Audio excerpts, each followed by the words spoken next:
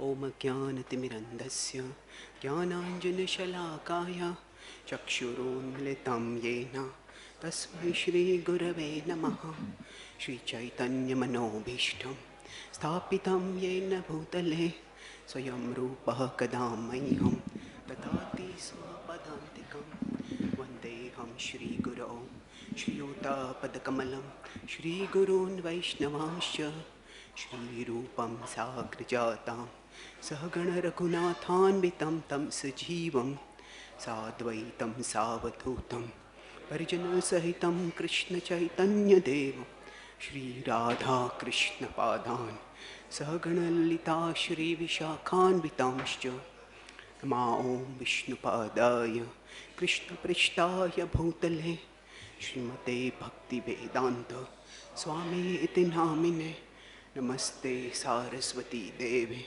Gauravani Pracharine Nirvishesha Shunyavadi Paschatya Desha Tarine Namo Mahavadanyaya Krishna Prema Pradayate Krishnaya Krishna Chaitanya Namne Gauratvishe Namaha He Krishna Karuna Sindho Dinabandho Jagatpate Gopesha Gopika Kanta Radha Kanta Namostute Tapta Kanchana Gaurangi Radhe Vrindavaneshwari Rishabhanu Sute Devi Pranamami Hari Priye Vancha Kalpatarubhyascha Kripa Sindhubhya Evacha Patitanam Pavanebhyo Vaishnavebhyo Namo Namaha Jai Shri Krishna Chaitanya Prabhu Nityananda Shri Advaita Gadadhara Vasadi Gaura Bhakta Vrinda Hare Krishna Krishna Krishna Hare Hare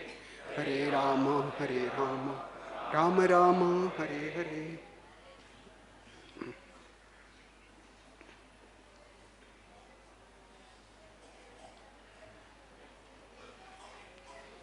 Hare Krishna. So we are discussing Krishna Lila during this month of in this season of Kartik. So today I'll talk about the Damodara Lila from 4 different perspectives. So from the scientific perspective, then from the philosophical perspective, then from the theological perspective, and then from the devotional perspective. So now, there are 2 different things. There is perception and there is perspective. So perception means what we see, and perspective means from where we see. So for example, if I look at a glass of water and say it's half full or it's half empty, so that is perception. That is negative perception or positive perception. So if I'm standing at the foot of a skyscraper building, then I will feel myself as very tiny. And if I'm at that position, even if I think, oh no, this building is small, as compared to me where I am, that building is big. But if I'm in an airplane high above that skyscraper building, from there that building will be small. So this is from where I am seeing, that is the perspective. So what we'll be discussing today is the Damodara Lila from different perspectives, from different frames of reference, from different positions of observation. Now the Damodara Lila comes in the first part of the 10th canto of Srimad Bhagavatam. It is roughly the 10th chapter, 10th 11 chapters of the 10th canto. Krishna is still a small child. And there are many themes in the Damodara Lila, and we'll focus on different themes while looking from different perspectives. But one theme which is illustrated through Yashoda Mai's not being able to tie Krishna despite making repeated efforts. That represents the human inability to tie God down to any mundane conceptions. This is Yashoda Mai could not tie Krishna Similarly, we cannot tie Krishna down to any mundane conceptions. That means we, with our own mode of thinking, we can, just as Yashodamai could reach Krishna, she could put a rope around Krishna, but she could not tie him. Similarly, we with our own frame of thinking can arrive at an understanding of Krishna to some level. But we cannot understand Krishna fully. Now, we live in a world where science and technology have tremendous influence. In fact, as compared to, say, the world which we lived in 200 or 300 years ago, or even 50 years ago, the world has been tremendously transformed through science and technology. And this transformation has led for many people to the idea that science can give us all kinds of knowledge. So if something is not told by science, then it doesn't exist. So science is many people thought to be as the only means to knowledge. Actually, this is not science, this is scientism. It is an ideology which is extrapolated from science. Now suppose a person goes for fishing, and when that person goes for fishing, that person, the fisher person, has got a net which has hole of, say, 10 mm by 10 mm. Now, if that net is cast into the ocean, no matter how long that net is cast, whether it is 1 hour or 100 hours or 1,000,000 hours, still any aquatic that is smaller than the size of 10 mm by 10 mm, that will not be caught. Now, this does not mean that no beings smaller than 10 mm by 10 mm size exist in the ocean. They exist, but that net cannot catch it, because that net has a particular resolution, a particular minimum size. So science, metaphorically speaking, casts a net to acquire knowledge of the world around us. Now, when science casts a net to acquire knowledge, most of the science today operates with a premise that what is called as methodological naturalism. That means science looks for material explanations for material phenomena. So it looks for material explanations. So for example, if somebody has got a disease, before the age of science, when the Black Plague was there, at that time there were some shamanists. Shamanists are those are nature worshippers and that kind of people. So they thought that, oh, this plague is caused by some evil spirits coming in the peoples.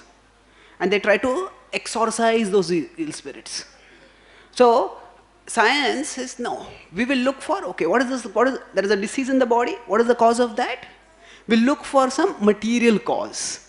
Okay, there is this germ in the body, and that germ has caused the disease. Now, as far as the explanation goes, it is potent. When we look for material explanations for material phenomena, science gives answers to many questions. But science, by its very definition, looks for material explanations. And that's why it does not make any comment about any spiritual explanations.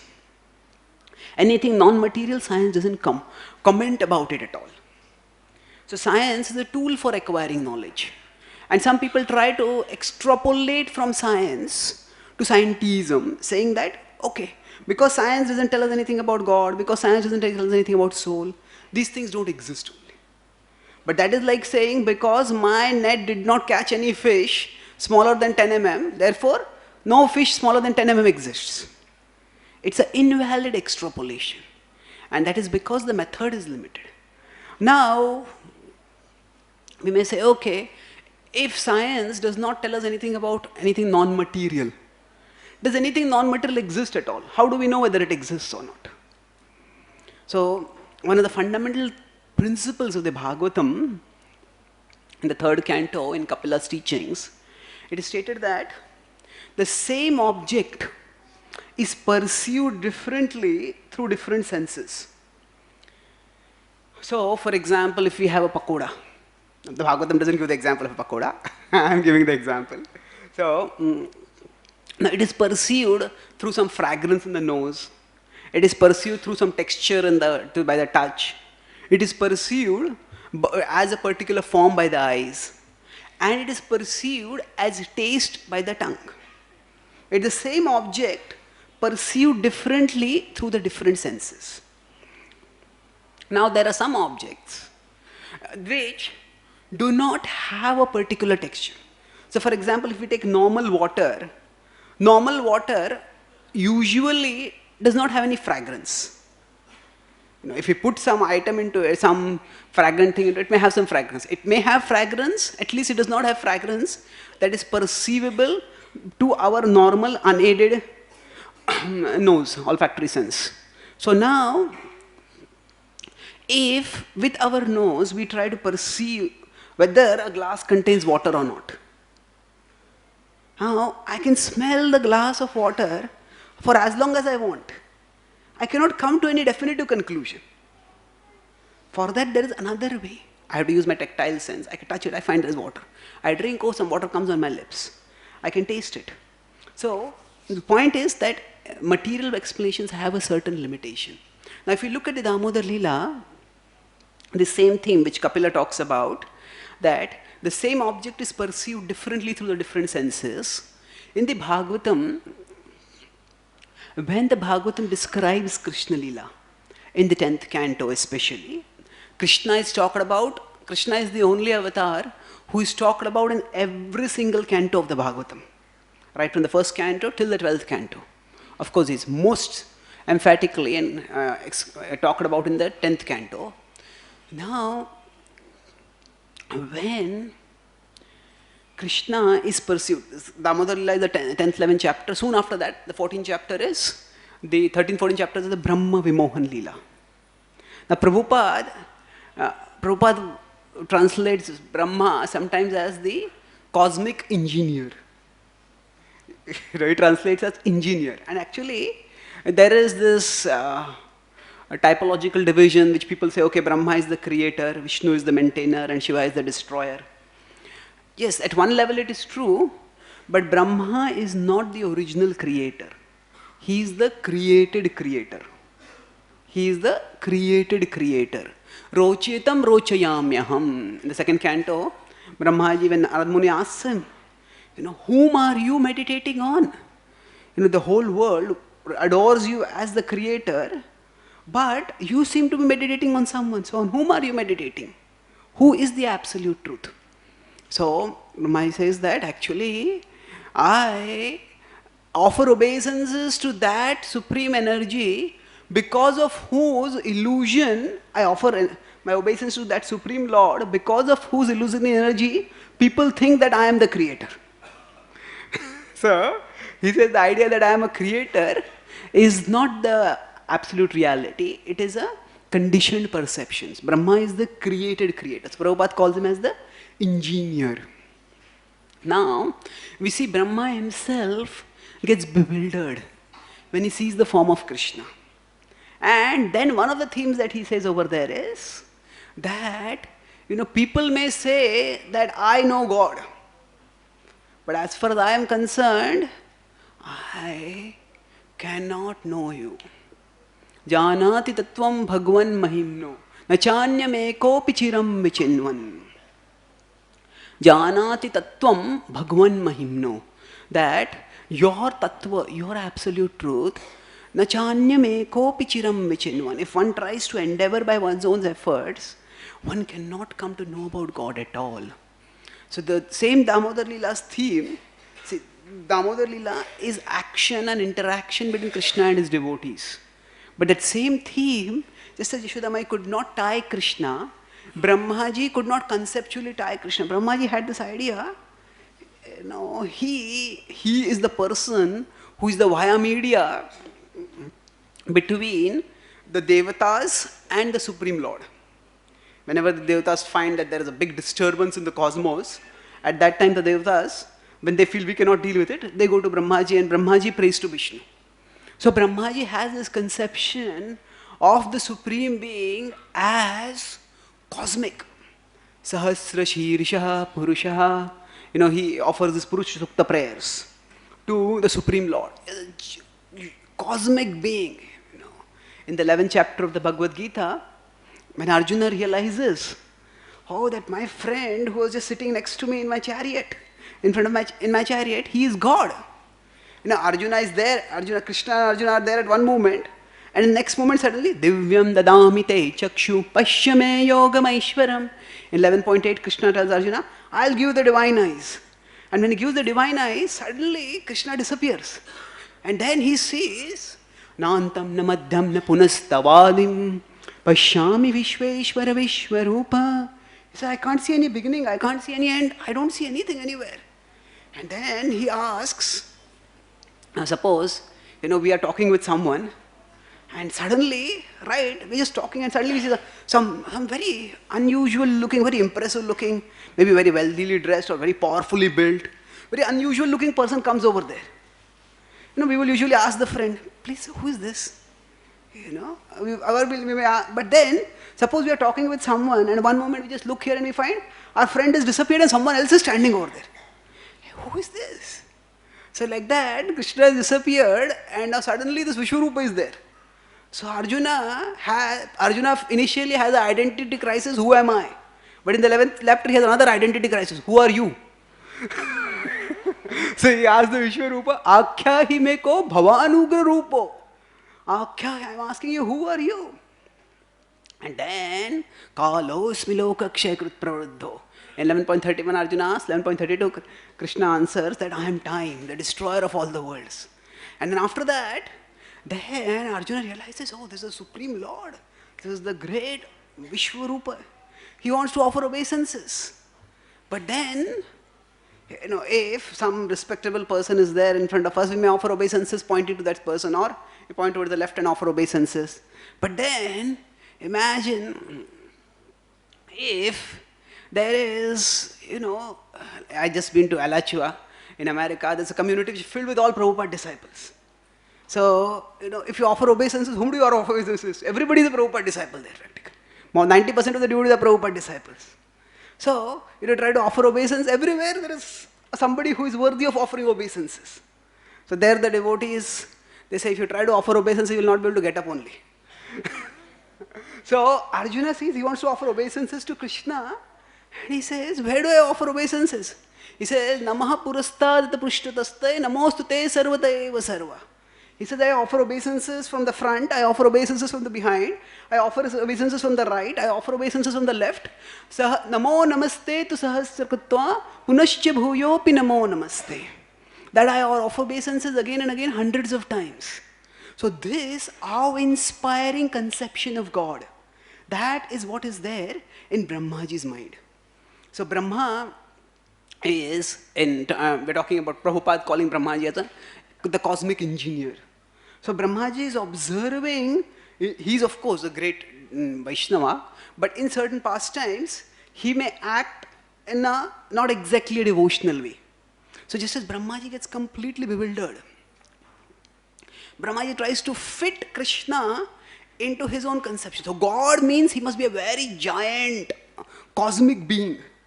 And then he sees this small being, a small child who is playing. And not only is he playing, he is actually, when Brahmaji hears that Aghasur has been killed by Krishna, he comes to see. And when he comes to see, at that time, Brahmaji, he sees Krishna playing, and not only Krishna playing, he says Krishna actually taking the remnants of his devotees. Madhumangal has brought some charge and he's drinking it. Madhumangal thinks that, this charge is so delicious, I want to drink all of it. So he goes secretly and he wants to drink all of it. But then Krishna sees, Madhumangal has got some charge. So he goes there. And Madhumangal becomes panicky. Now he drinks all of it. Now if you drink too much water, what happens? The cheeks get swollen. So Krishna runs up to him and Krishna does like that. And then the charge from his mouth comes out. And it goes all over Krishna's body. Krishna picks it up and starts drinking that. And Brahmaji gets Massive cultural shock. He says, how is this possible? God, how can he, if he is God, how can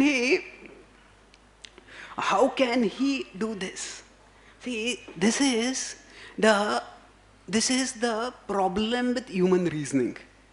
What is the problem with human reasoning? We think that God should fit our conceptions.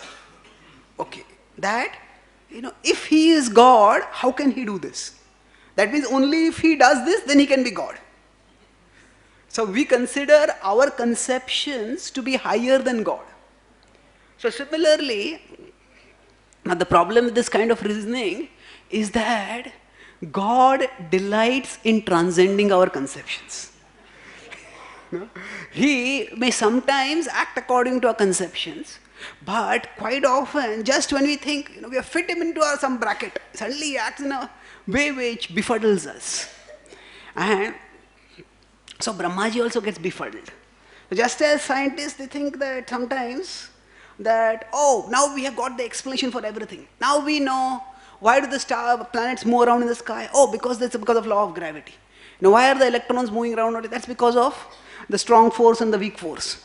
So, if you look at the literature at the start of the 20th century, about 120 years ago, Lord Kelvin made a famous statement that the biggest problem for future generations of physicists is going to be unemployment.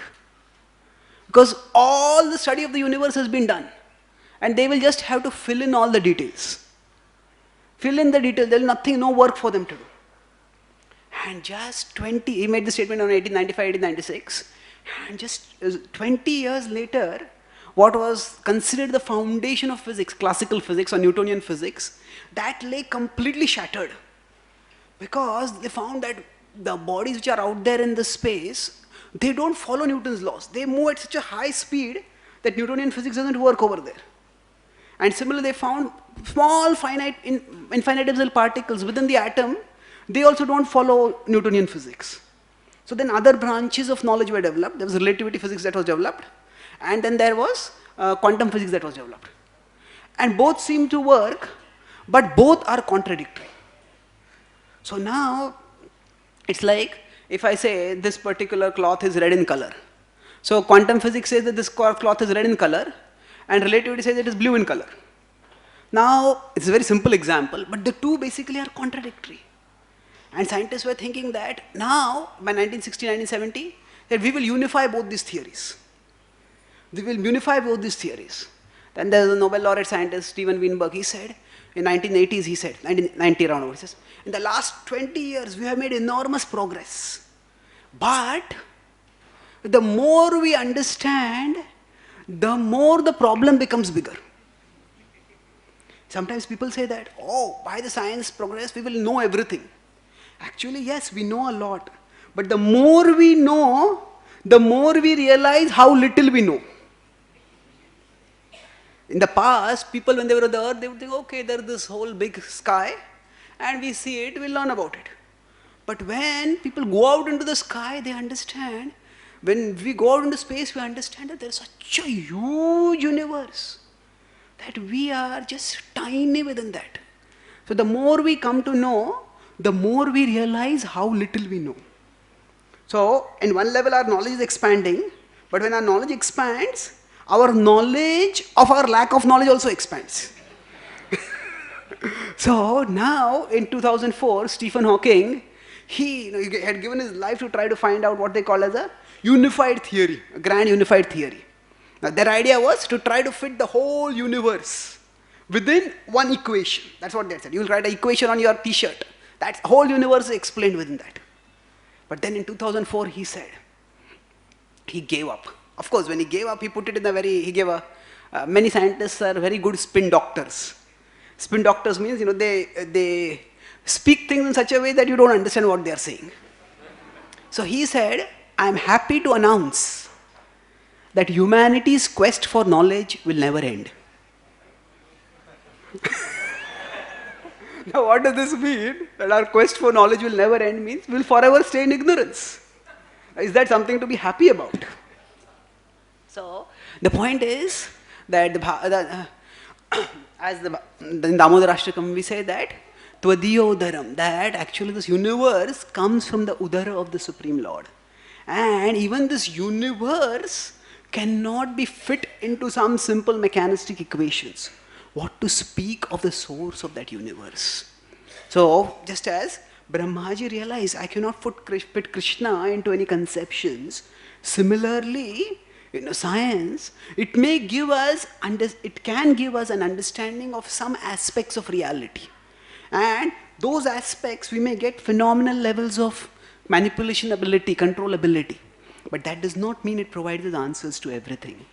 And we cannot fit either the universe or the source of the universe within any preconceived, pre-stereotype notions. It's elusive. So now, moving onwards to the philosophical dimensions of the Damodara Lila. Now, the difference between philosophy and theology is that philosophy is rational. And there are many differences, but usually philosophy is rational, whereas theology is revelational. Rational means using our reasoning ability we can understand this or this or this. Whereas revelational means we primarily focus on the knowledge coming from a higher source, from revelation to understand. So there are some traditions, some religious traditions hold that God is unknowable. That God is unknowable.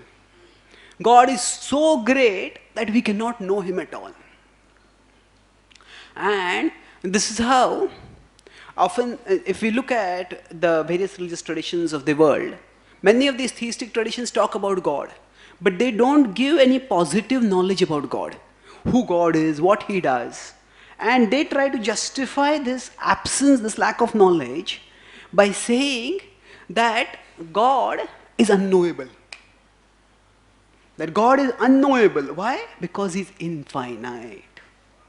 Because He's infinite, so He's unknowable.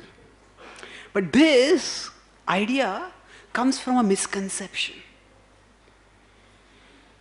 Actually speaking, within infinity also there are levels. This is a little, now we are going to philosophy here. This may seem like mathematics, what I'm going to discuss, but it's not mathematics, it's philosophy. Or it's philosophy of mathematics.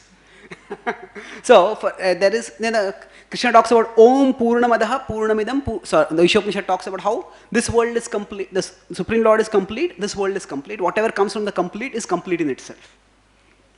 Now, if you see, there is this concept of infinity in mathematics. We will talk about the concept of infinity in mathematics and then we'll see how it applies in philosophy. So now, infinite basically means, say God is in, the question which we are discussing here is, so what many of these religious traditions argue is, because God is infinite, so He's unknowable. And therefore, if any tradition claims to know God, then that is a misunderstanding. So if you try to depict any form to God, that is a misunderstanding. But does God's infinitude imply His unknowability? Does it mean that because He's infinite, so He's unknowable? So first of all, what does it mean that something is infinite? So in mathematics, there is a concept of infinity.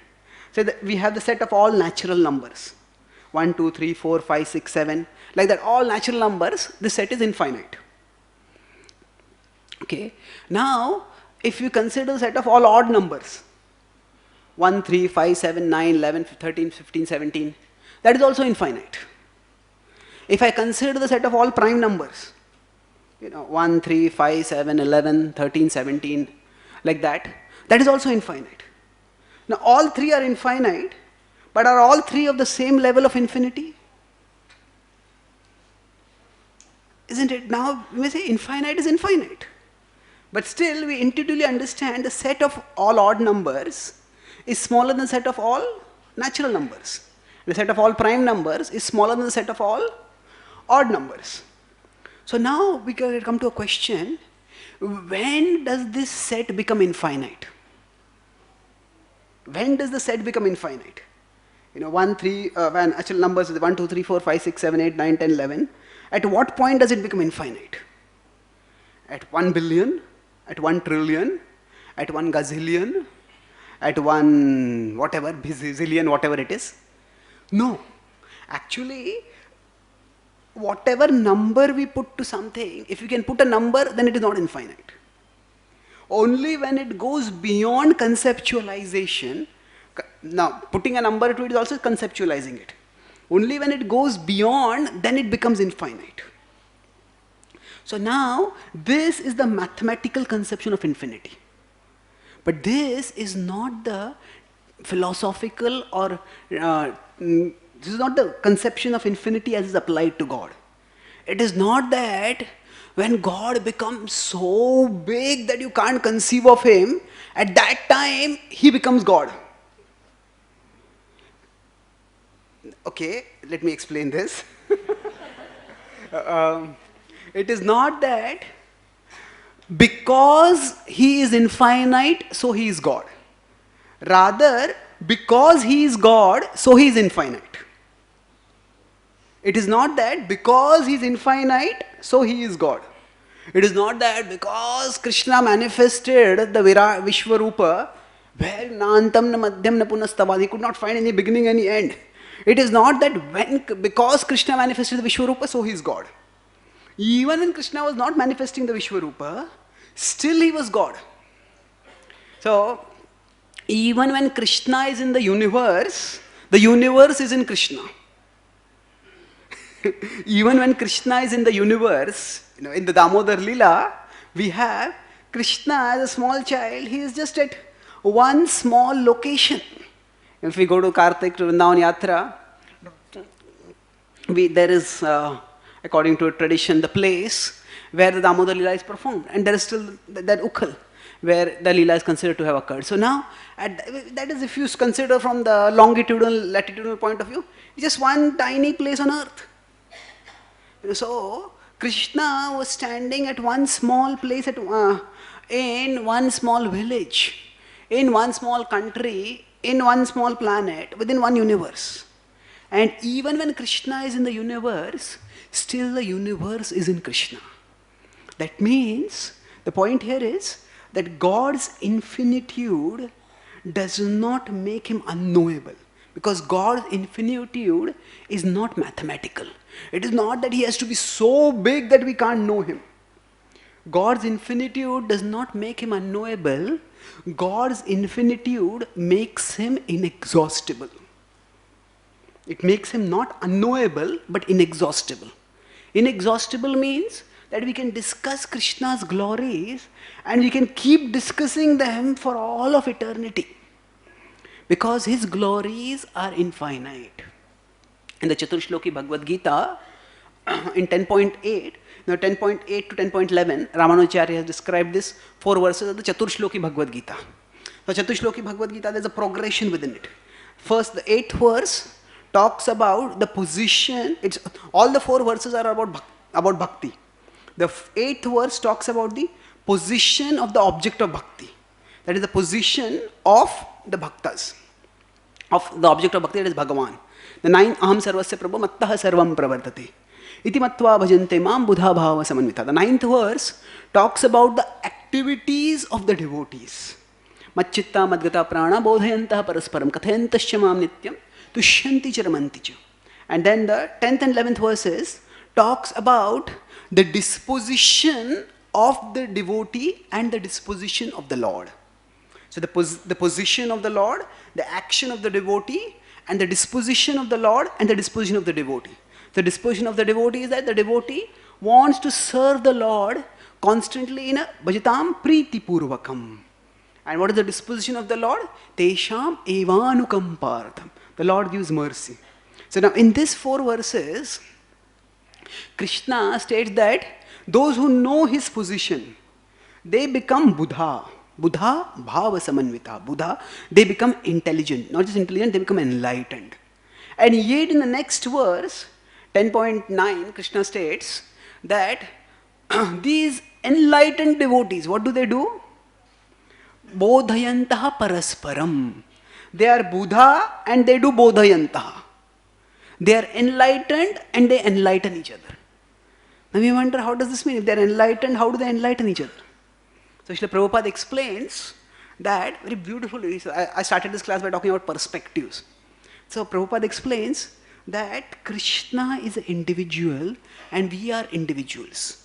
So every devotee relishes Krishna from an individual perspective.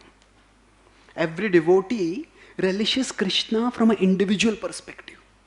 And when two devotees meet, at that time they relish how others are relishing Krishna from their perspectives. And they are enlightened in the sense that their heart is devoted to Krishna. Each of them, their heart is devoted to Krishna. But then, because every devotee is individual and Krishna reciprocates individually with every devotee.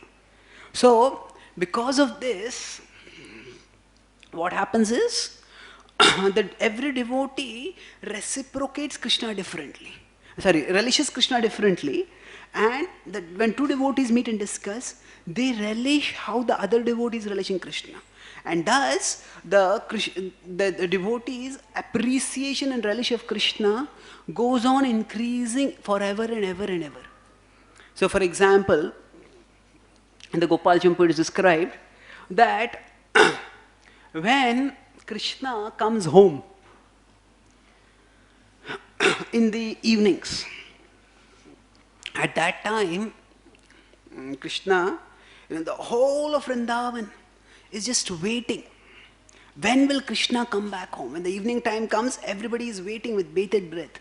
So, and the Maharaj and Yashodamai, they come out of their house and they're looking at towards the outskirts of the forest. And then they see a dust cloud rising. For they see a dust cloud rising because what they see is that the cows, their hooves, they raise a dust. And they see the dust cloud rising.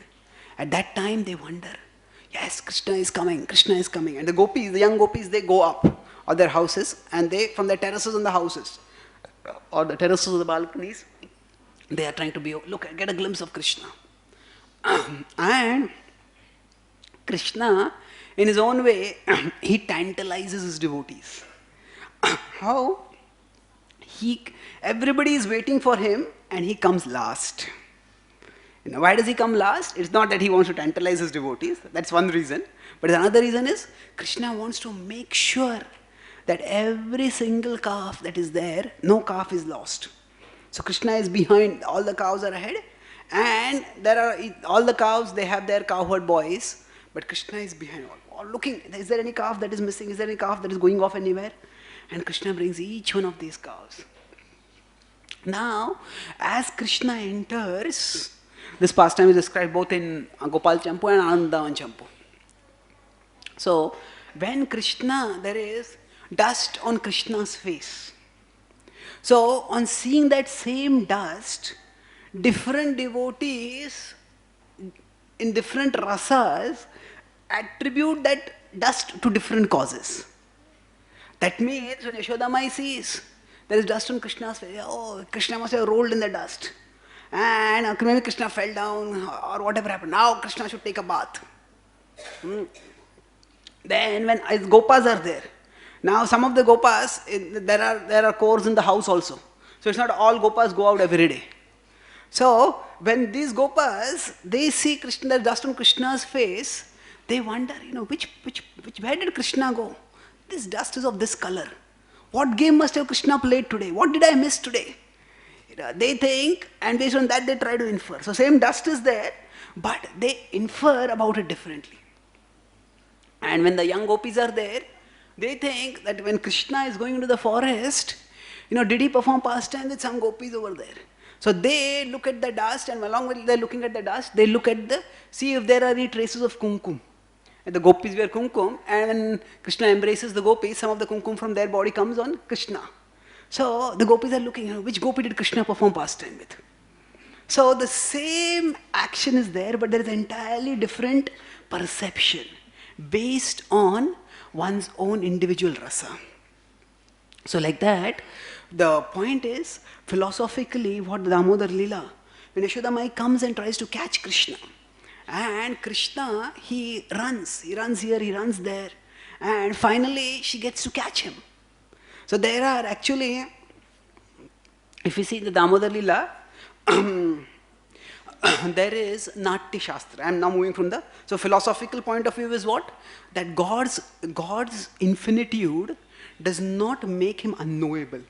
it makes him inexhaustible. That philosophically, yes, God is infinite. That means we can know him and we can keep knowing him forever. We will never, his beauty, his sweetness, that will never get exhausted. Now from the philosophical, we'll move to the theological aspect. Theology, as I said, it focuses more on God and focuses more on the revelational aspect of God. That means how God is revealed through the revealed texts. So now if we see the Lila is an event that happened. Krishna performed this pastime. Now it is also being talked about or depicted through various natakas. Natak means dramas. Now there is a book by Rupa Goswami called the Nataka Chandrika. And in the Nataka Chandrika, Rupa Goswami explains that in a Nataka, in the drama, there can be three kinds of characters. There can be historical characters, there can be non-historical characters. Non-historical means those characters which the poet, which the devotee poet, he conceptualizes for conveying certain things in the pastimes. And there can be a drama with historical characters, there can be a drama with non-historical characters, and there can be a drama with a combination of historical and non-historical characters. So now, in this case, so he says that the purpose of the drama is not primarily to depict fact. The purpose of the drama is to evoke rasa. The purpose of the drama is not to reproduce or replicate fact.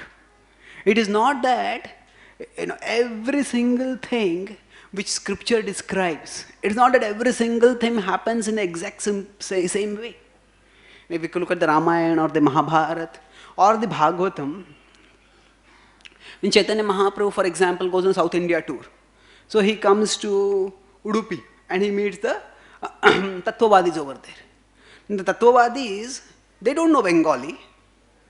So if Chaitanya Mahaprabhu discusses with them, they will be discussing in Sanskrit. But when Krishnadas Kaviraj Goswami is writing a book, at that time, he is reporting their conversation in Bengali. So it's not that when Chaitanya Mahaprabhu discussed with the Brahmanas, with the Tattvadi Brahmanas, it's not that exactly same words were spoken. Because the language itself is different, so how can you have the exact same words? So same way, it's not necessary that every single thing in scripture is literally as it is. The point of scripture is not just literal reproduction of events, replication of events. The point of scripture is the evocation of rasa. And this is all the more so when there is natya. So now if you look at the Damodara Lila, within Damodara Lila, there are 4 main action points. There are like action point, the whole of there is action. The whole drama, whole Leela is filled with action. But if you analyze a novel, there are some, what do they call, dramatic high points, where suddenly the plot takes an unexpected turn. So if you see, the first point is where Krishna, he steals butter. He is very peacefully drinking milk from his mother's breast, and suddenly the mother, Yashoda puts him aside and she goes to take care of the pot of milk which is overflowing. And Krishna gets angry and he says, how dare she neglect me? He says, she has interrupted my drinking milk, so therefore I will interrupt her work. And therefore, yathamam prapadyanti. Krishna says that, so what he does is, he just, there are some butter pots over there, he just knocks the butter pot over there. And then he says, no, he's still angry. He says, I should do something more. And then what he does is, he goes around and he takes the butter pots and so normally how it is that there is some butter which is churned or which is to be churned or which is being churned. That is kept in pots which are on the ground. And the butter which has been well churned, it is kept high up in some ramparts. So whatever pots are there which are about to be churned, Krishna just breaks them. And then he's still angry. So he says, what to do? So he breaks the butter and he breaks the pot, he eats the butter. So first, he's just hungry. Krishna goes through different emotions. First, he's just hungry. My mother took away my milk. So then he says, I want to get food somewhere. So he just breaks the pot and he eats the butter. But after eating the butter, he's still angry. And then he says, I want to do something more. So then he goes and he climbs on this ukhal and he starts breaking the butter. Butter pots which are there high up. But then Krishna also loves butter. So Krishna doesn't want the butter to go waste. So he says, what to do? So then immediately there are the ever-present monkeys which are there. So they all come. And then Krishna starts feeding butter to them. So now, Krishna,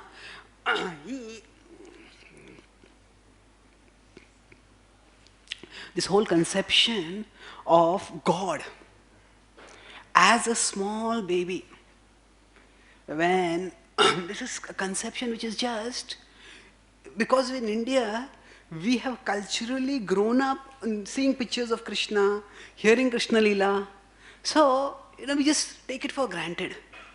But if we think of it from the perspective of those who are not culturally familiar with this conception of God as a child who performs pastimes, it's quite a strange conception. So when the Europeans came to India for the first time, and then they went to Vrindavan, and then they saw, who is this attractive looking boy? They say, this is God. God, what is he doing? He says, he's stealing butter. God, first of all, God is some cosmic being high up in the sky, and God is supposed to punish those who steal. God is not supposed to steal. And even if you have to steal, there are so many things to steal. Why steal butter? Of all things. They they got intellectually short-circuited. They just couldn't understand what is going on. So, the first dramatic high point in this particularly lies that Krishna, he vents out his anger by breaking the pots and by distributing the butter. And then Yashodamai comes and tries to catch him. Krishna jumps off the pot and starts running away. And keeps running. And Yashodamai is chasing. So, as he's chasing him, Krishna is running away, running here, running there. Kavi Karnapur, in Vrindavan Champu, he describes why Yashodamai is so upset. It's not just that Krishna has broken the pot. It is not just that Krishna has fed the butter. Her anger is not that Krishna has wasted butter. Her anger,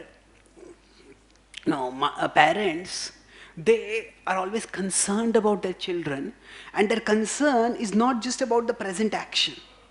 It is also what the present action means for the future. If a child does some mischievous activity, there are different kinds of mischievous activities also. There are some activities which are harmless. There are some activities which are very harmful. So, Yashodamai, her concern is, in Vrindavan, in material society, in materialistic society, one of the favorite pastimes. Now here I am using the word pastime, not in the point of lila, pastime literally in terms of one of the ways people do time pass. So, one of the activities which people do, actually the word lila is not translatable into English. Prabhupada uses the word pastime, and what Srila Prabhupada does many times is, when he translates words into English, he infuses a meaning into those words which was not there earlier. So he uses the word pastime, not in the sense that Krishna is, pastime was used the way it is used. We use it in the sense of lila. But often the pastime doesn't mean that Krishna is just passing his time. Rather, pastime means natasya karyam karanam cha vidyate. That Krishna is not obliged to do anything. And Krishna, out of his free will for playing, he does whatever he wants to do. So, I was telling that one of the activities which people do in materialistic society is, they try to do matchmaking. Right, okay, this man with this woman, this boy with this girl, and then try to push the two people together, or they just make all these plans. So now, Yashodamai, even when Krishna is a small child, she is thinking that if Krishna gets the reputation that he's a thief, then who will marry him? So, her concern is that Krishna should not get a reputation that he's a thief. And if he is disrupting things in the house, that is okay. But if he starts disrupting things outside the house, that will create a big problem. That will become a big reputation issue. So Krishna doesn't care for reputation. Now Krishna, he steals butter, he eats butter, and after eating butter, he feeds the butter to the monkeys, and the monkeys are also full. And then afterwards, the gopis come to catch Krishna. Hey, Krishna, we have worked so hard to make this butter. Why do you steal this butter? You worked so hard. He says, this butter, it is such that even the monkeys don't want to eat it. Even the monkeys don't want to eat it. So Krishna has his own way in which he reciprocates rasa with the devotees. So here we see that Yashodamai, Kavi Karnapur explains, her concern is that what will people think of Krishna? And that's why when she catches Krishna, she decides, and I must punish him. And the way she decides to punish him is by tying him up. And if you see throughout this pastime, till now, Krishna has at no point manifested his divinity. This is a small child who is hungry, and when he's hungry and his food is interrupted, he creates a. He just throws a tantrum. And then at this particular point, when Yashodamai finally catches Krishna, at that point she gets a ukal and she says, Krishna, this ukal, both of you are partners in crime, so both of you will tie together itself. So then she tries to tie him, and she just can't tie. And Krishna, he is finite. He's not just finite, he's so tiny actually. But within that tininess, he is infinite.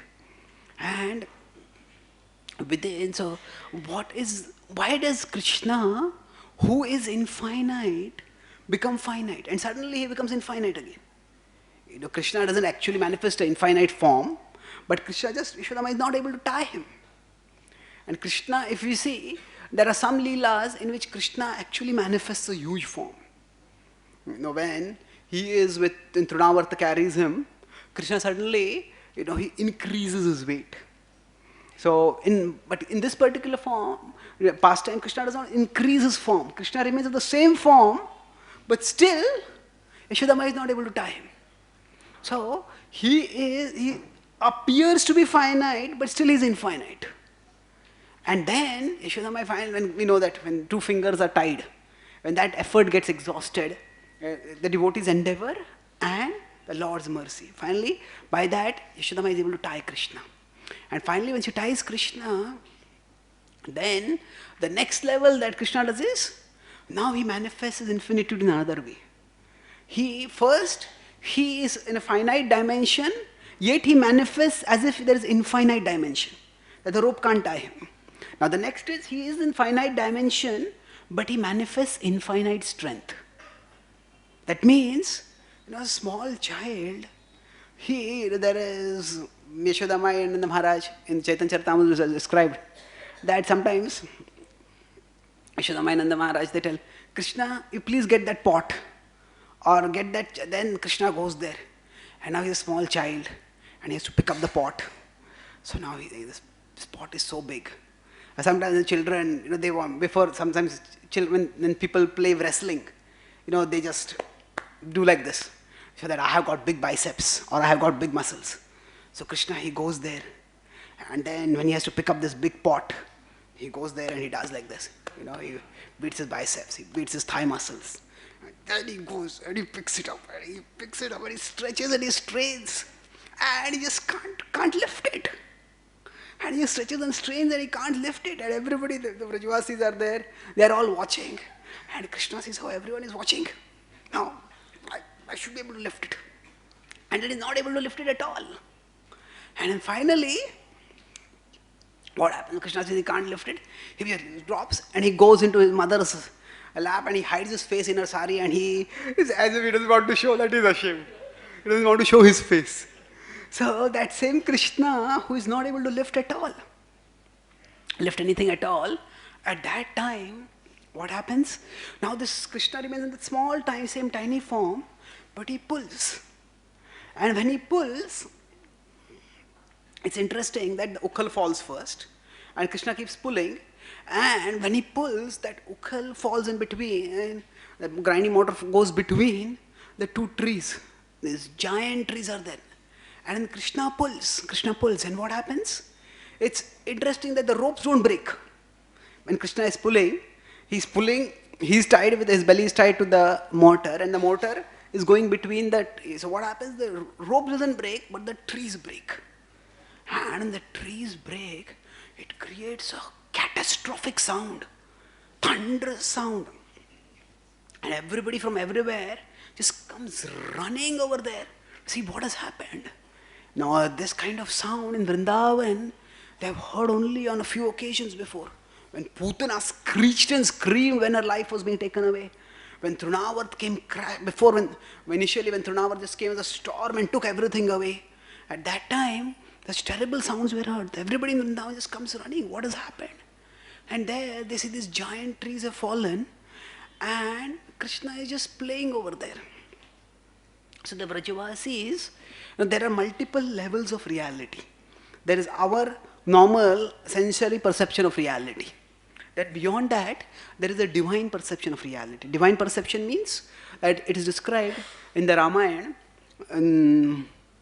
Romaharshan, who is the person who performs sacrifices, he tells Dashrath Maharaj that when we perform sacrifices, the devatas come and accept the sacrifice, what we are offering. But if they are very pleased, then when they come, they reveal themselves to us. So otherwise they accept, but they don't reveal themselves. So if the devatas reveal themselves, then that is considered to be a special vision. So Nalakuvar and Manigriv, they are also residing at the level of devatas. So when they start offering prayers, at that time, the Vrajavasis, normally speaking, they are not able to see them.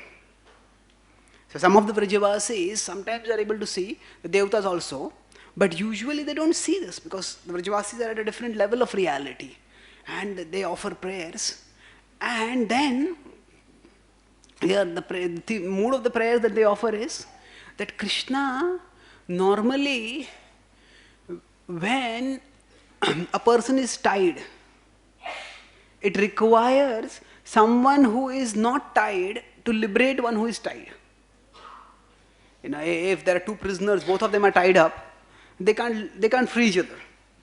They have to appeal to someone else who is tied. And they say, Krishna, you were free for so long, but during that time you didn't free us. But just now when you became tied, after you became tied, you freed us. So how wonderful is it? So actually what happens is, Krishna, he demonstrates that even when he is tied, still he is not only supremely free, he is supremely capable of freeing everyone. And this, so Krishna, we are talking from the theological perspective, Krishna, even when he is a tiny form, he still remains God. And he personally reciprocates with different devotees at different times. Now, from the devotional perspective, theological and devotional, the focus is slightly different. In theological, the focus is on God. In devotional, it is on bhakti. So now, the Gaudiya Vaishnava Acharyas describe that Radharani's love is the highest love among all the devotees. In fact, it is not that Radharani's love is the highest love.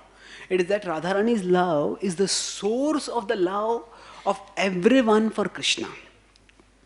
So that means that whoever has any bhakti for Krishna, that bhakti actually comes from Srimati Radharani. So from the point of view of from times of Ramanujacharya, Madhvacharya, Vallabhacharya, Rupa Goswami, all of them have given different definitions of bhakti. What does bhakti mean? So Ramanujacharya says that, Ramanujacharya is the oldest among the primary Vaishnavacharyas. Ramanujacharya says that, this is a whole technical subject, I'm just very briefly describing over here. He says that actually meditation on the Lord with affection, that is bhakti. Dhruva Anusmriti, he says, no, it's constant remembrance of the Lord with affection is bhakti. Madhvacharya says that meditation on the Lord with knowledge of His glories, that is bhakti. So they all give different definitions of bhakti. But what Rupa Goswami explains, based on Chaitanya Mahaprabhu teaching, is that bhakti is not just a mode of thinking. It is not that our remembrance, it's not our attitude, it's not our knowledge. Bhakti is actually a manifestation of Srimati Radharani. So when we try to think about Krishna, some of us, we experience that sometimes when we chant Krishna's names, when we chant Hare Krishna, we may feel, oh, so blissful, this is so nice. I want to do this more and more. And sometimes when we start chanting Hare Krishna, sometimes we take the beads out. Has somebody changed this 108 to 1008 beads? What is this happening? These beads are not getting over only. So why did this happen like that? Sometimes we get taste, sometimes we don't get taste. At one level, it is because of the modes. It is because we are affected by the lower modes. At another level, we understand that that taste which we get in bhakti, it is not because we are thinking about Krishna. It is because when we think about Krishna, Radharani becomes pleased. And Radharani manifests a fraction of her infinite love for Krishna within our heart.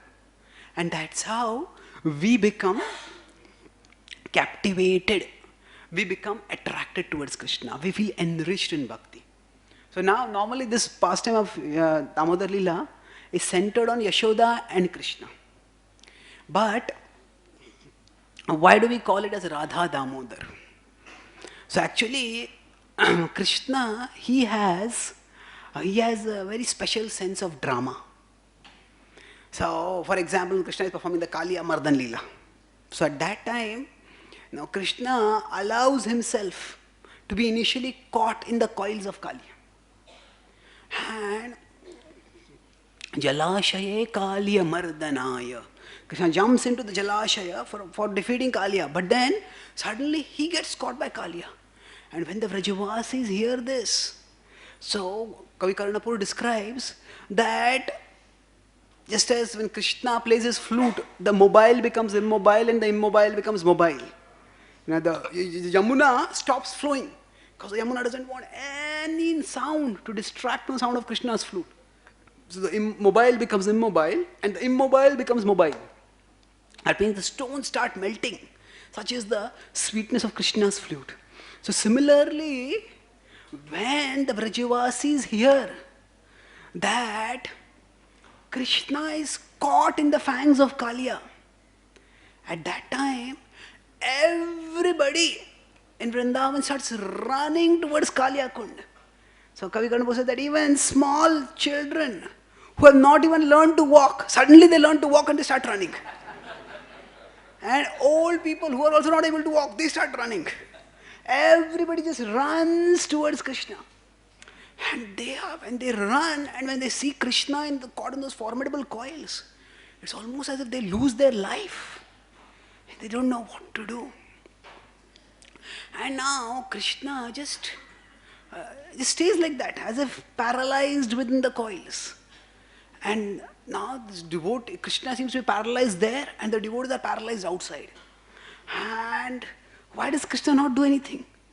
So actually Krishna, he is Nataraj. He is going to give the supreme dance performance. He is going to dance on the hoods of Kaliya. Normally when we want to dance, you need a good floor for dancing. If the floor is slippery, then, we want to dance and we want to perform, but then we become a performance. We'll slip and fall and we'll roll. So Krishna is dancing on the hoods of Kaliya, which are as it is slippery and which are moving. Krishna wants to give this dance performance, but he's waiting. Now he wants to dance for Radharani's pleasure. And now Radharani stays in Barsana. So for the news to go to Barsana and for people from Barsana to come, it takes time. So Krishna stays in the coils of Kaliya till Radharani comes there. And as soon as Radharani comes, he says, now I will dance. And then he starts dancing. So similarly, in Damodara Lila, Krishna, Yashoda is trying to tie, and she's trying to tie, and she's trying to tie. And as she's trying to tie, the news spreads among all the Vrajavasis. Krishna has been caught and Krishna is being punished. All the Vrajavasis come there to see. And all the Brajavasis come there to see. Then finally from Barsana, Radharani also comes. Radharani comes with her mother, and Radharani actually at that time she is not Radharani, she is Radha. Now, actually the name Radharani is used in our Sampradaya first by Srila Prabhupada. He is the person who uses the term Radharani. In fact, I have one of my friends in the Sri Vaishnav Sampradaya, he says, you Hare Krishnas have got it all wrong. He says, for Radha you have a double honorific. You have Srimati and Rani. But for Krishna you have nothing. No Shri, no Bhagavan, just Krishna. We the Shriman Narayan. Never say Shri Krishna, Shriman Krishna, Bhagavan Krishna. How is this? For Radha you have this double honorific. So actually it is that in the Gaudiya Vaishnava tradition, Prabhupada wanted to us to approach Krishna as a friend. So he would just refer to Krishna as Krishna. But there is the possibility that the relationship between Krishna and Radharani can be misunderstood. And to approach that relationship with due caution, Prabhupada, if you see the previous acharyas, Vishwanath Chakravarti Thakur, when he uses, the Bhagavatam doesn't mention Radharani, but Vishwanath Chakravarti Thakur in his commentary simply uses Radha. And Bhaktivinoda Thakur also uses Radha. Bhaktisiddhanta Thakur refers to her as Shri Radha. But Prabhupada uses Srimati Radharani. This double honorific is meant to protect us from not ascribing mundane conceptions to the transcendental relationship between Radharani and Krishna. So at this point, when Radha comes, she's just a small girl. She's just a small girl, and when she comes, now when everybody is trying to assist Yashoda Mai in tying Krishna, and everybody is trying to assist Yashoda Mai in tying Krishna, and they get different ropes. And now all the ropes in Gokul are exhausted, and finally Yashoda Mai is just exhausted, not knowing what to do. At that time Radharani takes out her ribbon, and she gives her ribbon to Krishna, to Yashoda Mai. And Yashoda Mai ties that ribbon. And as soon as he ties that ribbon, now Krishna says, now I am conquered. And it is Radharani's love that complements Yashoda Mai's love. And then that complements means to make complete. And then he's tied. That's why Namo Radhikayai Tvadiya Priyayai. So Namo Radhikayai Tvadiya Priyayai. That Radharani who is dear to you and you who are dear to Radharani. So this, from the devotional perspective, this Damodara Lila demonstrates the triumph of devotion over the object of devotion. The triumph of devotion over the object of devotion. So Krishna is Ajit, but he becomes conquered by love. And that conquered by love means that he becomes forever available to the devotee who approaches him with love. I'll conclude with one point. Krishna's love for us doesn't depend on who we are. Krishna's love for us depends on who he is. It's not that I may be a very fallen person. Sometimes we think, I'm so fallen. Does Krishna care for me? Does Krishna love me? No, Krishna's love for us doesn't depend on who we are. Whoever we may be, Krishna loves us. No matter how we may have committed many sins, many offenses, doesn't matter. Krishna loves all of us. And so Krishna's love for us depends not on who we are, it depends on who he is. He is Surdam Sarvabhutanam. He is the well-wisher of all living beings. He is known as Bhaktavatsala, but the Bhagavatam refers to him repeatedly also as Krupanavatsala. He is not just the lover of devotees, he is also the lover of the Krupanas. Even those who don't love him, he loves them also. But Krishna's love for us doesn't depend on who we are. But our experience of his love depends on who we are. That means the sun gives light to everyone. The sun doesn't discriminate. Oh, this person is wealthy, this person is poor, this person is pious, this person is impious. The sun gives light to everyone. But if I close my eyes, I can't see the sun's light. So my capacity to benefit from the sunlight depends on whether my eyes are open or not. Similarly, Krishna's love for us doesn't depend on who we are. He loves us all the time. But our capacity to experience His love depends on who we are. To the extent our capacity develops, to that extent we start relishing His love more and more. To the extent we start appreciating Krishna's love by connecting our devotional experiences with Krishna's love. So, suppose we may hear all these pastimes where we talk about Krishna's love. They are so wonderful, but how does it relate with me? So actually, suppose there is a small baby. I mentioned this in the last class also. It's pertinent over here. So suppose there is a small baby and the baby is trembling. And when the baby is trembling, the mother sees, oh, this baby is trembling, and the mother puts a blanket on the baby. Now when the baby is very small, she may not even understand there is a mother and that mother loves me and that mother has put a blanket. But as the baby starts growing, and even if her eyes are closed, when she starts feeling the comfort and the warmth of the blanket, she understands, oh, my mother must have put this blanket on me. So as she grows up, she is able to connect the warmth of the blanket with the love of the mother. Similarly, when we practice bhakti, we all come with different anxieties, different agitations, different passions, different kinds of desires.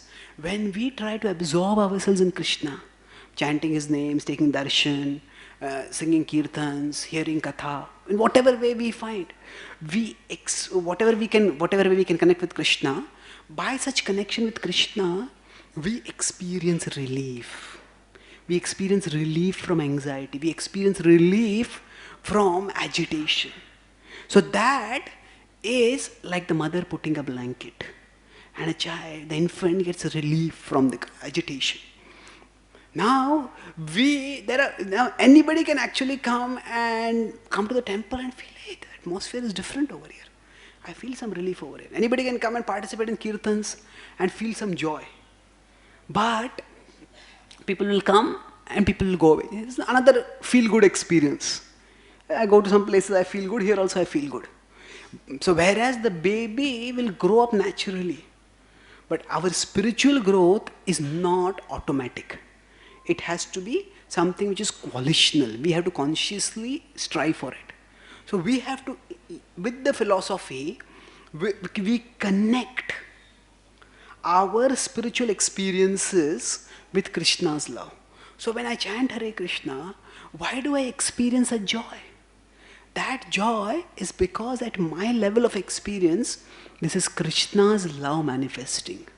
And when we connect our spiritual experiences, whatever little spiritual experiences we have, with Krishna's love, by that gradually we start growing. And the more we grow, then it is like when our eyes are closed, we don't even know whether the sun exists or not. But when the eyes are open, then we understand the sun is the constant reality that is there. So like that, as we start developing our appreciation for Krishna, we start connecting our spiritual experiences with Krishna's love, our inner eyes open. And as our inner eyes open, we start perceiving Krishna not just as the reality, but we see Krishna as realer than reality. Realer than reality means this reality is there all around us. I am sitting on this Vyasasan, all of you are sitting in this building. This is a reality. But all this is a temporary reality. And beyond the temporary reality is the eternal reality. And the topmost eternal reality is Krishna. So that reality is what we will realize. As it is said in the famous prayer, Tvameva mata cha pita tvameva, Tvameva bandhusya sakha tvameva, Tvameva vidya dravinam tvameva, Tvameva sarvam mama deva deva. What this means is, it's not that the mother is God, the father is God. It doesn't literally mean that. If it were literally to mean that the mother is God and the father is God, then the mother wants the child to become a doctor, the father wants the child to become an engineer. So which God should the child follow? isn't it? So, this does not literally mean that the mother is God and the father is God. No. Through the mother, through the father, through the friend, through the brother, through the friend, through our knowledge, through our wealth, through all of these, we get certain protection, certain shelter, certain security. So, we need to understand that whatever protection, whatever shelter, whatever security I get through all these things, all of these are channels ultimately for Krishna giving it to me. So, Tvameva sarvam mama deva deva. So, thus we understand that all these are reality. But Krishna is the supreme reality. He is realer than reality. And by meditating on the pastimes, like the Damodar pastime, we can gradually open our inner eye and learn to appreciate Krishna's love. So I'll summarize. I started by talking about how we will be discussing Krishna's Damodara Lila from the scientific, philosophical, theological and devotional perspectives. So perception is what we see, perspective is from where we see. So science casts a net, but what is smaller than the net size can't be seen. So like that, science cannot perceive anything which is beyond the material. And just as Brahmaji couldn't fit Krishna within a particular conception of what God should be, so science cannot fit even the universe within a particular set of equations or a particular theory. It's too complex. Our quest for knowledge will never end, as Stephen Hawking said. So God and His creations are that way not fathomable, reducible to any particular equations. Then we discuss about God's infinitude. From the philosophical perspective, God's infinitude does not make Him unknowable, it makes Him inexhaustible. It is not that because He is infinite, so He is God. Rather, because He is God, He is infinite. And whether He manifests a finite form or infinite form, He still remains infinite. So God is not like a series of natural numbers, which when it becomes beyond conceivable number, only then it becomes infinite. No, Krishna is always infinite. So even when Krishna is within the universe, still the universe is within Krishna. Then we discuss from the theological perspective that actually Krishna, the whole conception of Leela, Krishna individually manifests a relationship with different devotees. And that purpose of Krishna manifesting different relationship with different devotees is to reciprocate love. And lastly, from the devotional perspective, discuss how Krishna, he demonstrates how he, the supreme unconquerable, is conquered by love. So, Yashodamai, she is able to tie Krishna when her love is complemented by Srimati Radharani's love. Radharani offers her ribbon. And then the rope becomes adequate enough to tie Krishna. So Krishna, his love for us doesn't depend on who we are. He loves us however we are. His love is because of who he is. But our experience of his love depends on who we are. We need to open our inner eyes. This is the baby needs to grow up and connect the comfort of the blanket with the mother's love. Similarly, we need to grow up and connect whatever spiritual experiences we have with Krishna's love. And as we start making this connection more and more, then we will realize that Krishna is not just the reality, but he is realer than reality. Whatever realities are there at our current level of experience, and whatever shelter we get from them, it is Krishna who is giving us shelter through all of them. So thank you very much. Are there any questions?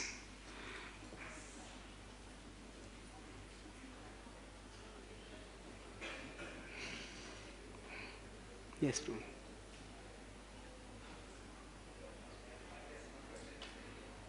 Yeah.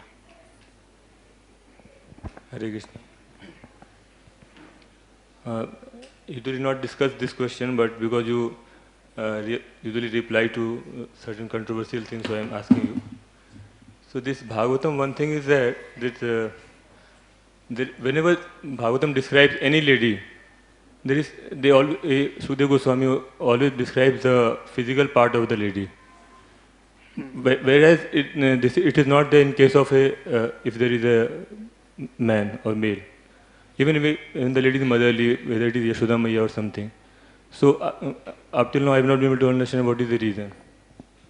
Like even when this is being described, Damodara Lila, so Sukadeva Goswami is describing the body of how the appearance of Yashoda Maya is there. Okay.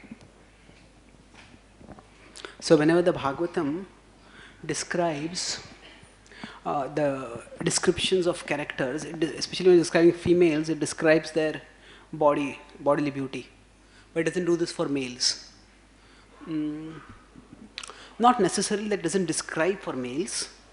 In the Ramayana, if we see, if there are certain people who have special appearances, then their form is described.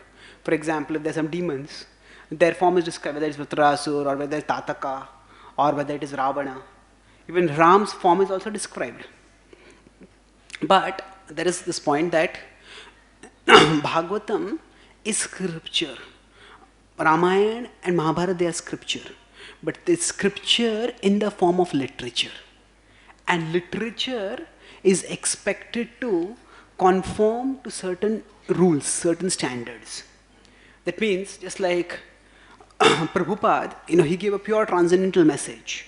But Prabhupada told his editors, fix the language. So the language, Prabhupada gave a message, but the message has to conform to certain rules of language. So like that, the Bhagavatam or the Ramayana or the Mahabharata, they are kavya. And kavya has to conform to certain rules. And one of the rules of kavya is that kavya should describe Shringar. Shringar is a generic meaning is beauty, but it specifically refers to the beauty of the female form. So now, even within the beauty of the female form, there are various kinds. There is,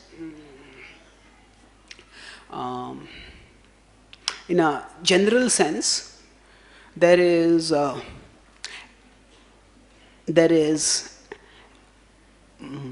do I put it? There are Sanskrit words, but I'll focus on the English equivalent so that will be clear. First of all, there is romantic, there is erotic, and there is pornographic. So all descriptions of female beauty are not of the same level.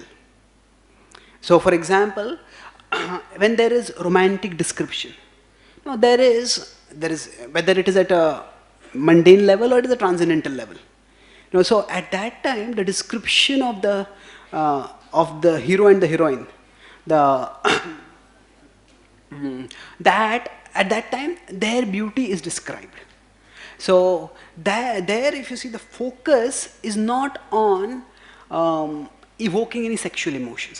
So that is primarily artistic. Whereas if you go to the other extreme of the pendulum, where we have pornographic, where the purpose is simply evoking lust. Most of the whatever pornographic movies or whatever there is practically no storyline. There is no purpose in that except to evoke lust. So there is romantic, which is like one extreme. There is pornographic, which is the other extreme. And erotic is somewhere in between. Erotic, where there is a little more description of the female beauty than in romantic. But again, the purpose is more artistic. So all depictions or descriptions, if you see, there are many South Indian temples also, if you see, on the temple walls, even Jagannath temple, there are depictions of certain female forms. Now that is not considered to be anything objectionable, because the scripture, so the first point I made is, this is for artistic purposes. The scripture has to conform, is a kavya, and a kavya has to conform to certain standards. So one of them is, it has to describe Shringar. And second point is that sometimes the scripture focuses on a particular purpose. So for example, when heavens and the apsaras in heaven are to be described. So at that time, as a part of the description about how beautiful the heavens are, so at that time the beauty of the apsaras is also described. And in the temples, when it is there, the idea of the depiction in the temples is that when the soul goes to the spiritual world, the soul has to go through the heavens. So the soul is not to be distracted by what one sees in the heavens, but the soul goes straight to the spiritual world. So like that, there are usually, many of the traditional temples, they have 7 gates or 7 levels of doors. So those 7 levels refer to the 7 levels of 7 heavens, and 7 higher planetary systems, and then beyond that is the transcendental. So these depictions are there. The idea is that the soul should not get distracted by all the what is depicted in the walls, but should not get distracted towards the heavens, but go beyond the heavens towards the sanctum sanctorum, towards Vaikuntha, where the Lord exists. So either to depict the cosmos or to conform to the standards of Kavya, such descriptions may sometimes come within scripture. So now it is not necessary. Prabhupada, his approach was pragmatic. When he was asked that if we read the Rasa Lila or we just read some pastimes within the 10th canto, where if we feel agitated, what should we do? So Prabhupada said that if you feel agitated, don't read it. So the idea is that there is, with respect to, especially with respect to the gopis or Krishna's consorts, so we know the Bhagavad Gita tells us, Urdhva Moolam Adha Shakam Ashwattham Prahuravem. That this world is like an upside down tree. So it's like upside down tree means that if there is a mango in the original, then there will be a reflection in the image which is reflected. So for the pure, if you see the Ras Pancha Adhyaya, that describes Krishna's pastimes with the gopis, and surprisingly that pastime concludes by saying that one who hears this will become free from lust. So how is it that by hearing about some male-female activities one will become free from lust? So the point is that Krishna's activities with the gopis are like the original mango. The activities of, say, some movie stars or some characters in novels that we may say, they are like the reflected mango. So now what happens is that till now we are not intellectually convinced and we are not adequately devotionally purified to understand that that is the reality and this is the reflection. So what happens is, even when we see the reality, it reminds us of the reflection. So, in contrast, we have Rupa Goswami, he says, O Lord, yuvatinam yatha yunau cha yuvatinam yatha, manobhi ramate tattva, manome ramatam tvai. He says, just as a young man's mind is attracted to a young woman, or a young woman's mind is attracted to a young man, similarly, let my mind become attracted to you. So what this means is, he's observing this attraction between a young man and a young woman. So he's seeing the reflection and he's remembering the reality. Because he's convinced, okay, this is the reflection, that is the reality. But as long as we are not adequately convinced, as long as we are not adequately purified, then what happens is the reality also reminds us of the reflection, instead of the reflection reminding of the reality. So at our level, what we do is, we cannot look at the, even if we look at the reality, we can focus on the Balya Lila, the Sakhya Lila, and that reality will elevate us. And as we become more and more purified, then we will understand that reality, the Madhurya Lila reality is of a different category. And we will not be agitated by that.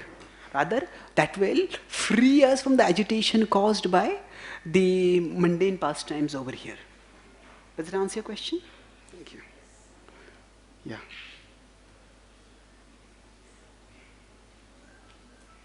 Yes, Prabhu. Where is the mic? Yeah.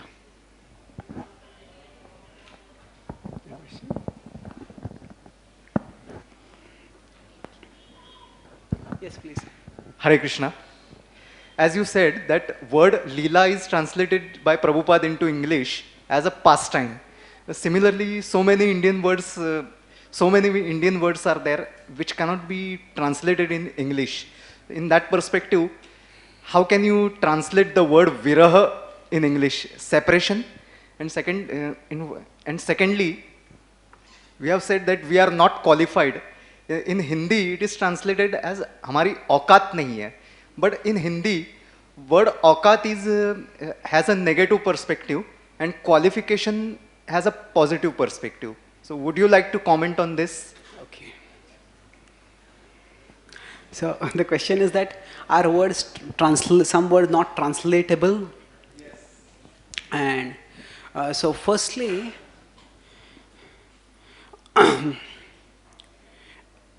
every translation is an interpretation.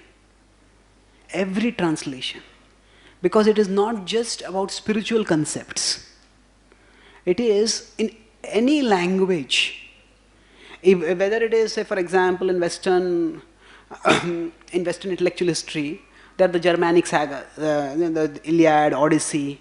Now, those are written in, say, the Latin, Roman, whichever languages they are written in.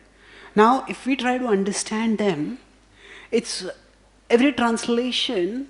No translation can actually be a precise translation, no matter who does it. So, this applies even to material concepts, even to subjects which are material. What to speak of for subjects that are transcendental. So, now what do we do with this? If the words are not translatable, then words are actually handles for concepts. Concepts are in the mind, concepts are intellectual, words are verbal. So if I have to carry a suitcase, and now sometimes if you're carrying a suitcase and the strap or the handle of the suitcase breaks, then how do you carry it? You have to pick up the whole thing. It becomes very difficult to carry.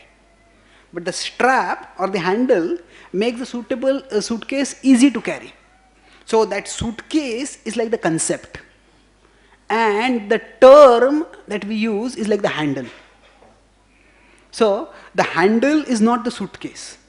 Similarly, the term is not the concept. But the term gives us access to the concept.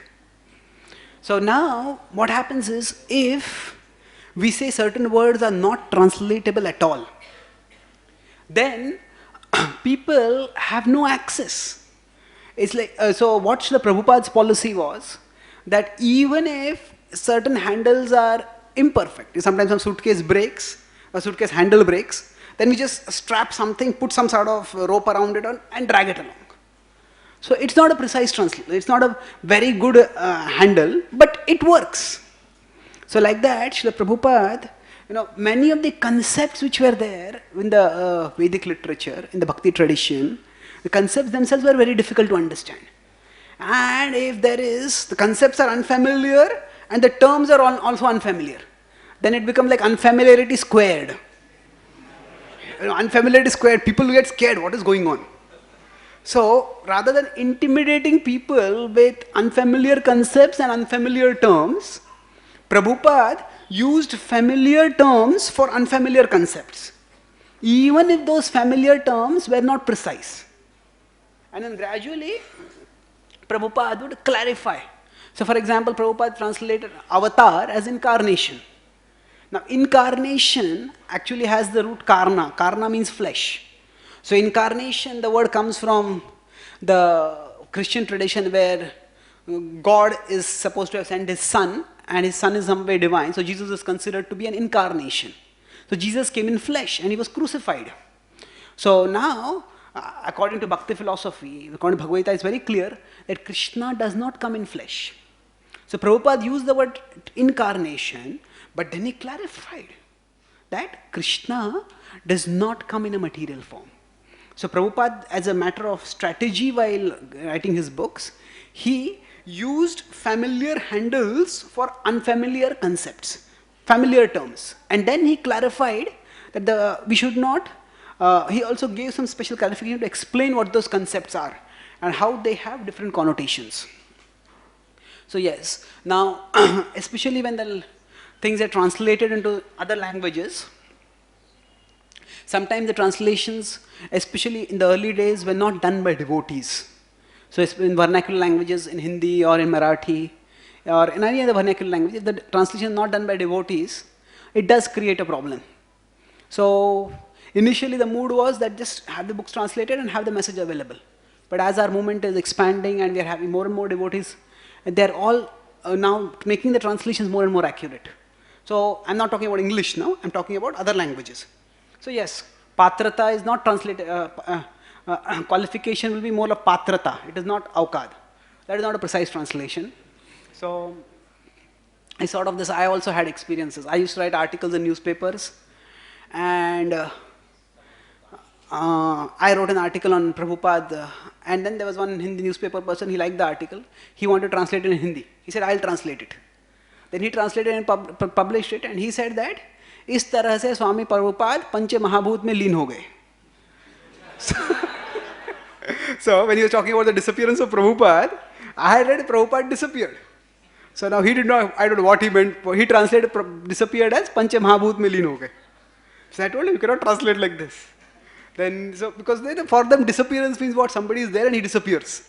It's like magic act, something they don't understand.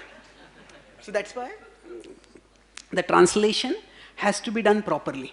So if there are some issues like this, if you find some translations are inappropriate, you can contact here you can contact our Hindi BTG department, or you can contact the BBT in Juhu. You can get a letter for correspondence also. They will gratefully appreciate that, and they will modify those translations if they are required. But in general, this brings us to an important point, that the books are to be understood in the context of the living tradition. If we try to understand a book separated from the living tradition, we will not be able to understand it. That's why Prabhupada said the book Bhagavad and the person Bhagavad. So if there are some misunderstandings which come because of the unfamiliar concepts or the imprecise translations, then when we are also connected with the living tradition, then those misconceptions can be clarified and rectified. Does it answer your question? Thank you. Yes, Prabhu.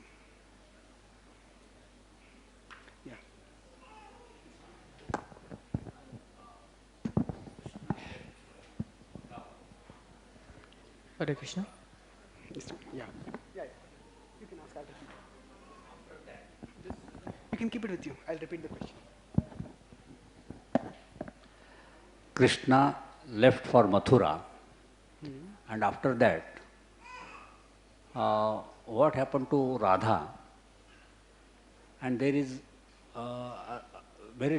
there is nothing known about Krishna and Radha after that. Okay. Very little. I don't know, but Yes. it's a mystery. So what happened to Krishna, Radharani after Krishna left for Mathura? Yes, Krishna, he demonstrated the supreme love of the topmost devotees in Vrindavan. And then he left Vrindavan to perform mostly administrative duties, as a Kshatriya king.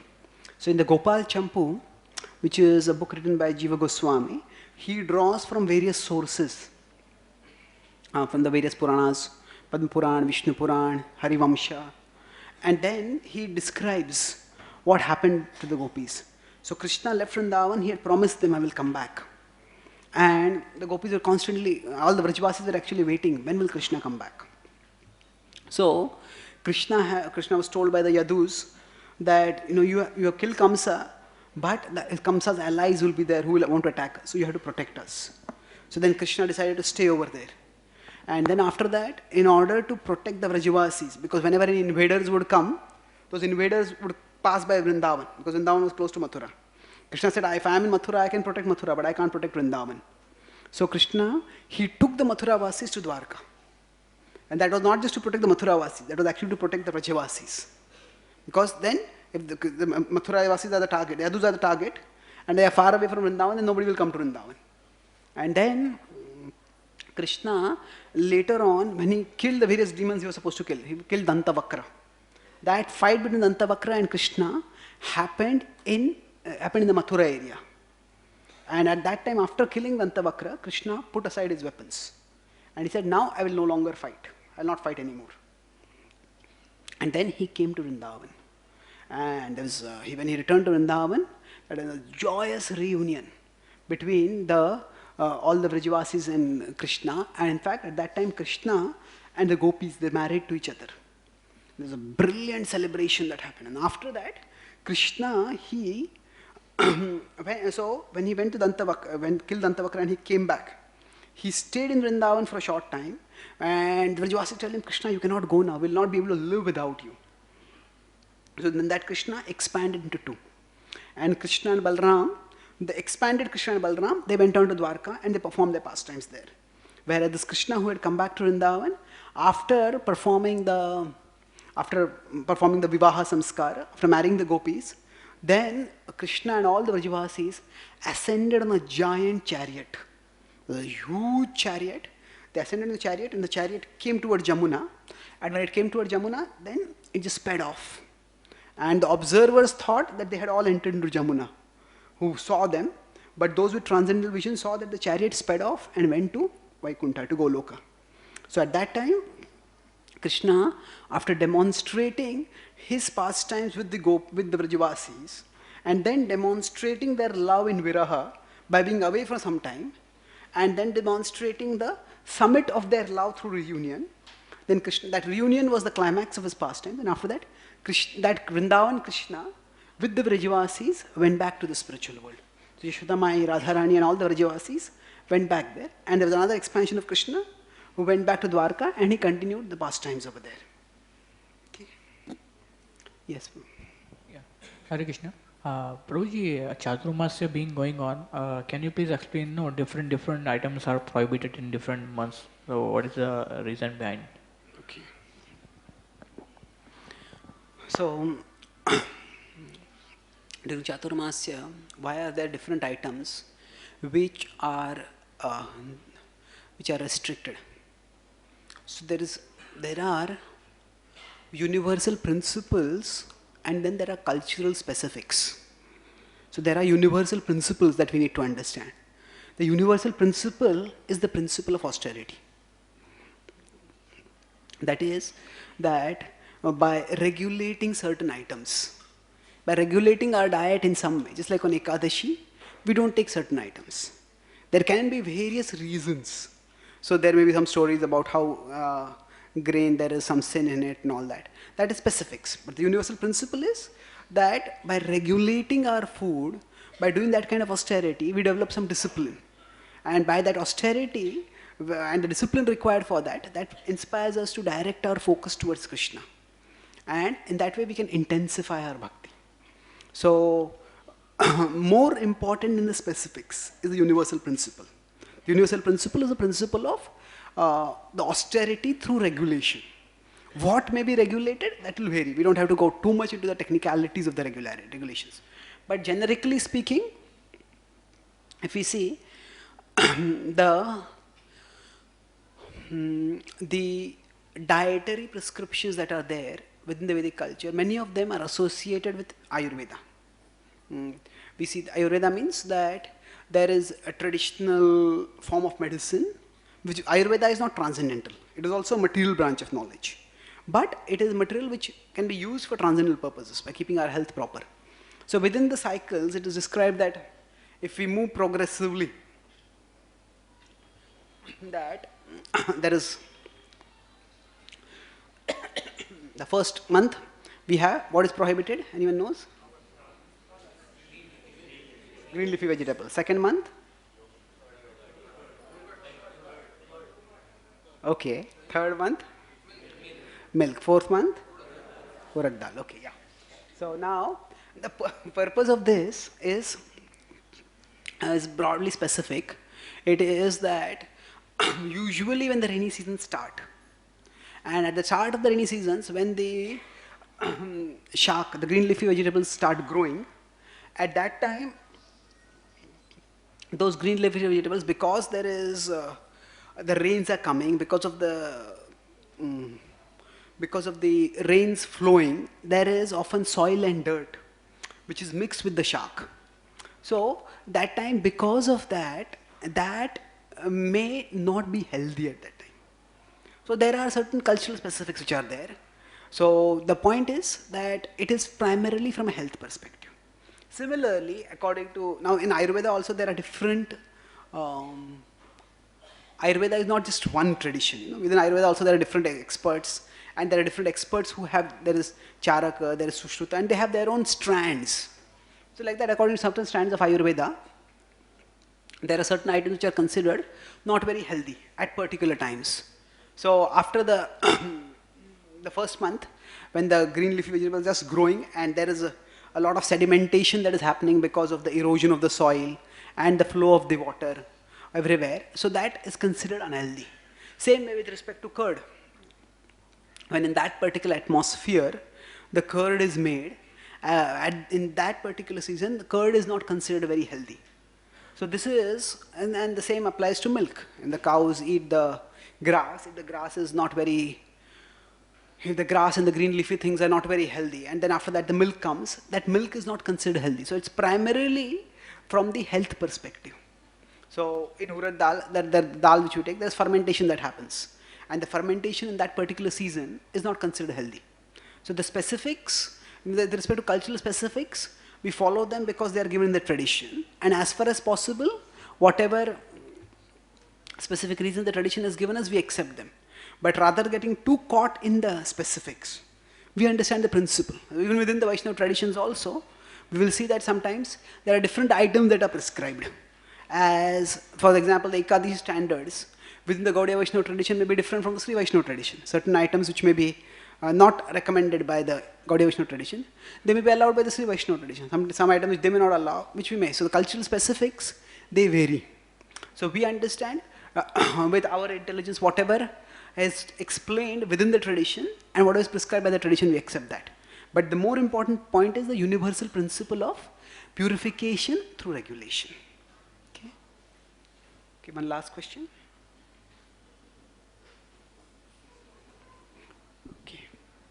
Okay. Thank you very much.